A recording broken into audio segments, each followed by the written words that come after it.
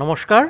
এই কোম্পানীটোৱে আপোনাৰ ফটো এলবাম বনায় আৰু ফটো এলবাম ধৰি লওক আপোনাৰ কোনোবা বিয়া ফটো এলবাম বনাব লাগে বা ক'ৰবাৰ বেলেগ কাম ক'ৰবাত ফুৰিবলৈ যোৱা এনেকুৱা ধৰণৰ বা ক'ৰবাত বাৰ্থডে এলবাম বনাব বিচাৰিছে, যিকোনো বস্তুৰ যিকোনো এটা ইভেণ্টছৰ আপোনাৰ ধৰি লওক মেমৰি হিচাপত ৰাখিবলৈ কাৰণে ডিজিটেল বাহিৰেও আজিকালি ধৰি লওক এই কনচেপ্টটো খুব ধুনীয়াকৈ এতিয়াও চলি আছে আৰু আপগ্ৰেডহে হৈ পিনে এতিয়া চলি আছে।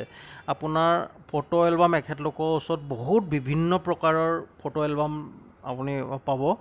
ধৰি লওক বক্স টাইপ হৈ গ'ল, স্কুৱাৰ, যেনেকুৱা যোনে যাক যেনেকুৱা দৰকাৰ পৰে, যেনেকুৱা পেজ হিচাপত হৈ গ'ল, এইবিলাক টেকনিকেল পইণ্ট যিমান আছে ধৰি লওক এখেতলোকৰ লগত এবাৰ কণ্টেক্ট কৰি পিনে মানে ভালকৈ কথাটো বুজি পিনে জানি পিনে ধৰি লওক আপোনাৰ যদি কোনোবা এলবাম বনাবলৈ দিবলৈ আছে, তেতিয়া ফটো পঠিয়াই দিলে বা কিবা এটা কৰিলে সেইটো এবাৰ কণ্টেক্ট কৰি পিনে কি বুলি কয় জানি পিনে কথাটো বুজি পিনে কৰিলে মানে ভাল হ'ব আৰু।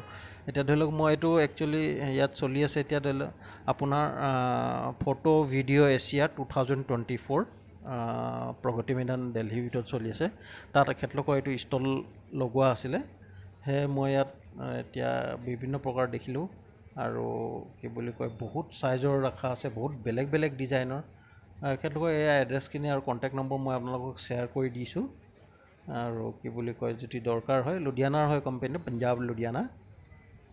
কি বুলি কয় এবাৰ মানে কি ফোন নম্বৰটো লৈ পিনে এবাৰ ডায়েল কৰি পিনে মানে কণ্টেক্ট কৰি চাব পাৰিব, বোলে কেনেকৈ কি ধৰণে কেনেকুৱা প্ৰচিজাৰ হয়, চব তেতিয়া তেখেতলোকে খুলি পাতি বুজাই দিব আৰু।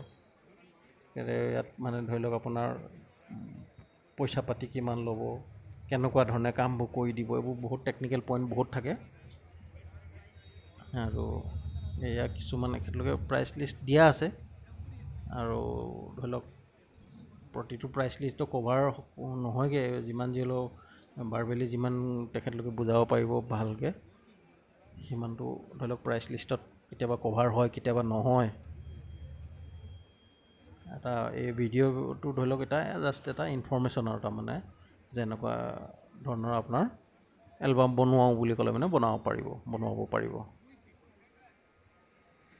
এখন ব্ৰাউজাৰ তেখেতলোকৰ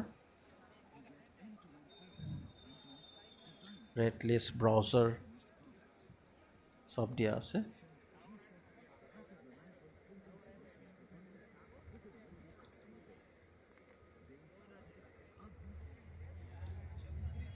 এইটো এটা খুব ডাঙৰ ইভেণ্ট আৰু মানে ফটো ভিডিঅ' এছিয়া 2024। ভিডিঅ'টো চোৱাৰ বাবে বহুত বহুত ধন্যবাদ।